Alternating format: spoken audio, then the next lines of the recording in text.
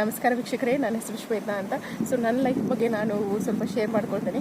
So ಇವಾಗ ನಾನು teacher ಆಗಿ ವರ್ಕ್ ಮಾಡ್ತಾ ಇದ್ದೀನಿ. ಸೊ ಇನ್ನೊಂದು ಏನು ಒಂದು ವಿಷಯ ಅಂತಂದರೆ, ನಾನು ಯಾವತ್ತೂ ಟೀಚರ್ ಆಗಬೇಕಂತ ಅಂದ್ಕೊಂಡಿರಲಿಲ್ಲ ಆ್ಯಕ್ಚುಲಿ. ಸೊ ಏನು ಆ್ಯಕ್ಚುಲಿ ಟೀಚರ್ ಆಗಬೇಕಂತ ಐಡಿಯಾ ಬಂದಿರಲಿಲ್ಲ.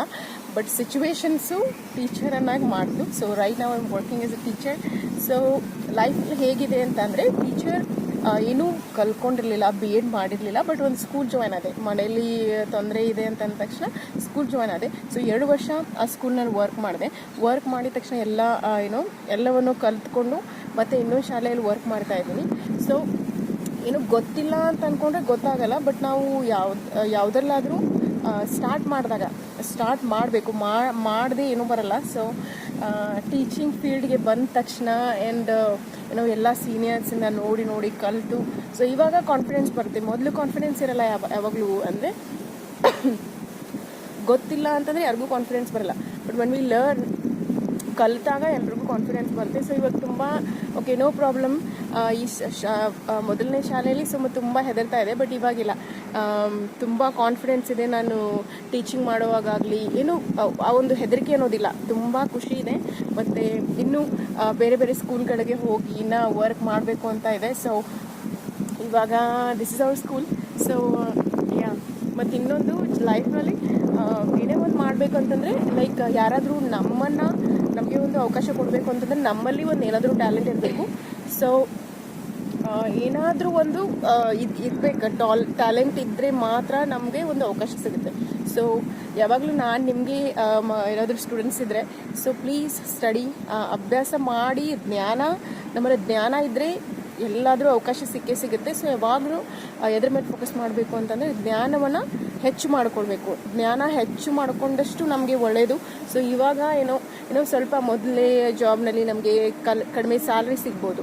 ಸೊ ಕಡಿಮೆ ಸ್ಯಾಲ್ರಿ ಇರೋರಿಗೆ ಏನನ್ಸುತ್ತೆ, ಸ್ವಲ್ಪ ಬೇಜಾರಾಗುತ್ತೆ. ಬಟ್ ಯಾವಾಗಲೂ ಜ್ಞಾನವನ್ನು ನಾವು ಹೆಚ್ಚು ಮಾಡ್ಕೊತ ಹೋದಾಗ ಮುಂದೆ ಒಂದಿನ ನಮಗೂ ಕೂಡ ಹೆಚ್ಚಿನ ಸ್ಯಾಲ್ರಿ ಸಿಗೋ ಅಂಥ ಅವಕಾಶ ಸಿಗುತ್ತೆ.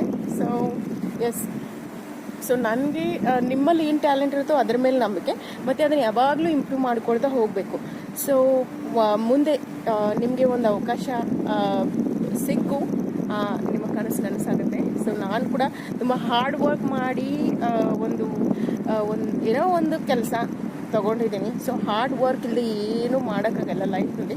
ಸೊ ಮತ್ತು ಒಂದು ಹೆಜ್ಜೆ ಇಟ್ಟಿರ್ತೀವಿ, ಹಿಂದಕ್ಕೆ ತೊಗೊಳ್ಬಾರ್ದು. ಯಾವಾಗಲೂ ಮುಂದೆ ಹೋಗ್ತಾ ಇರಬೇಕು. ಡಿಸಿಷನ್ನ ಲೈಫ್ ಈಸ್ ಅಬೌಟ್ ಡಿಸಿಷನ್ಸ್. ನೀವು ಹೆಂಗೆ ನಿರ್ಧಾರ ಮಾಡ್ತೀರಿ, ಯಾವಾಗಲೂ ನಿರ್ಧಾರಗಳನ್ನು ತೆಗೆದುಕೊಳ್ತಾ ಇರಬೇಕು. ಒಳ್ಳೆ ನಿರ್ಧಾರಗಳನ್ನು ತೆಗೆದುಕೊಳ್ತಾ ಇರಬೇಕು. ಸೊ ಮತ್ತು ಅದನ್ನು ಫಾಲೋ ಮಾಡಬೇಕು. ಏನಾದರೂ ನಿರ್ಧಾರ ಮಾಡ್ತೀರಾ, ನಾನು ಹೋಗ್ಬೇಕು, ಇವತ್ತು ನಾಳೆ ಇಂಟರ್ವ್ಯೂ ಇದೆ, ಹೋಗ್ಬೇಕಂತಂದ್ರೆ ಹೋಗಬೇಕು ಮತ್ತು ಫೇಸ್ ಮಾಡಬೇಕು.